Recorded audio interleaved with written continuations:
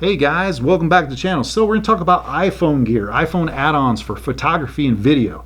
You guys seen it, probably a ton of different videos out there. Hollywood's making Unsane, Tangerine. Even Zack Snyder's got a 5 or 10 minute video of him doing some, it's actually really impressive work. You know, that's the guy who made 300, so his color grading is exceptional. I really like the aesthetic feel that he's captured from that iPhone. But this kind of leads us to a lot of other people, because everybody's got a phone in their pocket nowadays, and I can see this. This is the Beast Cage here. It's all metal construction, about $150, all metal with lots of little add-ons, so you could rig up the camera if you want to make it a video camera or bigger lenses. I kind of thought it was funny. Here's on the box, it says take your phonography to the next level.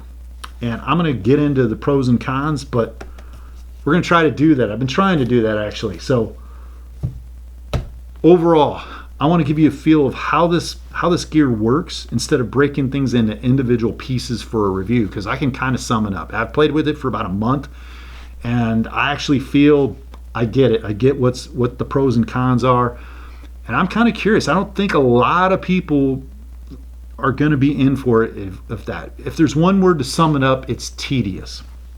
And let's get into it. So I got about $1,000 worth of add-ons here. I got the anamorphic lens 133. You know, Moment creates another company. Moment creates a pretty much competitive to this. This is about $180. It's a cinema lens that creates, you know, that lens flare, J.J. Abrams type work. Works really well. Haven't even gotten it out of the box, but I've seen some of the photos or some of the video work they've done with it. This is kind of a cage on rig to add on bigger lenses into the system. That's probably $130. I mentioned the Beast Cage, which has all these add-ons. That's $140. There's a 3-time multiplier here. Get you out to about 75 millimeters. That's about 140, 180, I think. The Beastgrip Cage Pro.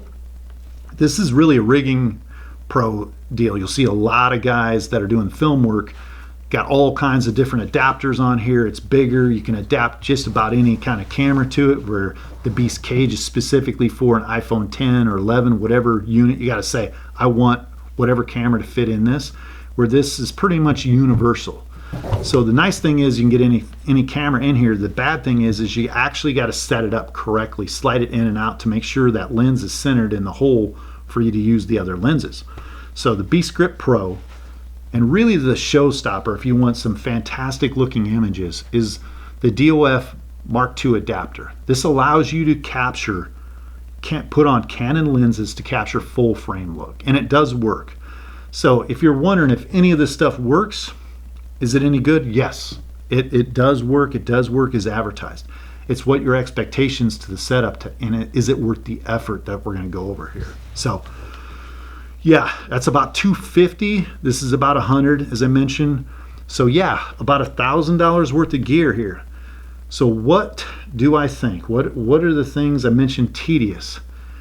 A lot of people are going to have to download an additional app, and they're going to have to use manual focus. There's no auto focus for a lot of this stuff. You could try and maybe get lucky about 50% of the time, but let's go to the easiest system first. This is the Beast Cage, which is automatically fit in from my iPhone 10, and the 3x multiplier. Even with this, which I call is pretty much autopilot set up for you. You don't have to slide the camera around to make sure that it's lined up. I find that the autofocus from the Apple app isn't quite good enough. It misses focus some of the times, half the time, and I can't do anything. So there's Filmic Pro, there's Beastgrip app, which actually has these applications. You're going to need something that actually does manual focus for you. So you'll focus automatically, then you'll get into 2-time multiplier like a focus peaking, and you'll adjust. To really get good photos, you're going to have to go manual mode, in my opinion, to kick down the ISO to 24 or something really low and kick up the shutter speed as fast as possible. Now the actual image stability in the camera doesn't quite work as well when you have this additional lens stuff on here, so you're going to need the fastest shutter speed you can, lowest ISO to get the most detail out of the subject. Now, will this work? 3x multiplier. I'll put a couple photos up here. It does work. You can get sharp results. Again, you have to manually focus it in, but you can get that. You can get a little bokeh, a little separation of the subject. That works. It's just, again, are you comfortable putting in that much effort? It kills the spontaneous aspect of photography.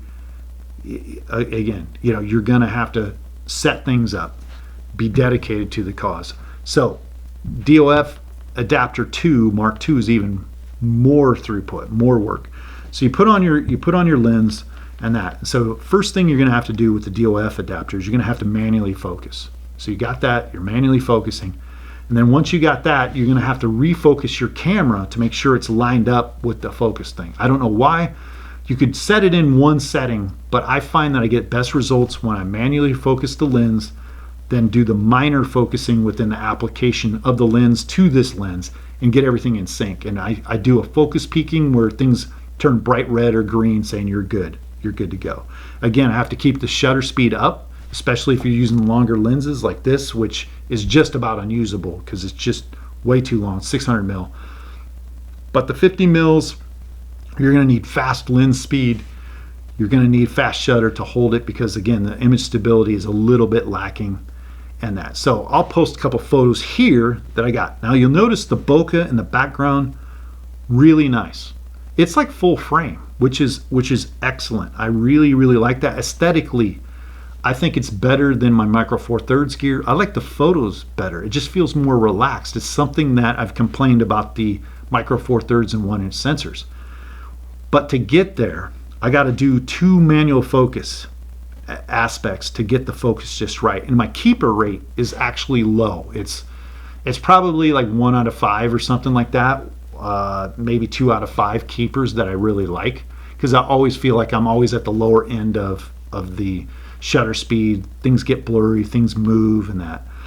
So I hope this helps. You got a full gear, being able to reproduce whatever you want. If you want to do video rigging, photography, Moment has a lot of competing devices to this as far as lenses and the way they do things.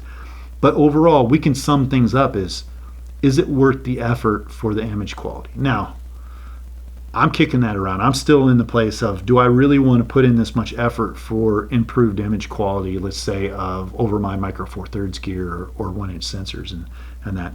Other than that, you got an ecosystem where once you take the photo or film, you can edit it on an iPad, shoot it to Instagram, everything's done. You also got the advantage that that next year, with pretty safe bet, that you're going to get a better camera from iPhone. They're going to create the iPhone 12, 13. It's going to be better than the iPhone 10, and the image and all that's going to be better. And that's one thing. With things going on with the camera market, a lot of places are going under, selling. It's actually, the strange thing is the phone camera business for the big 2 or 3 are selling very strong. Anyway, like to know your comments, concerns. The big question, is it worth it? Would you do it? If you want to know any aspect of any specific device of how it works or how to set it up, put the comments, questions, concerns below. I really appreciate it if you guys subscribe, and hopefully I'll see you next week.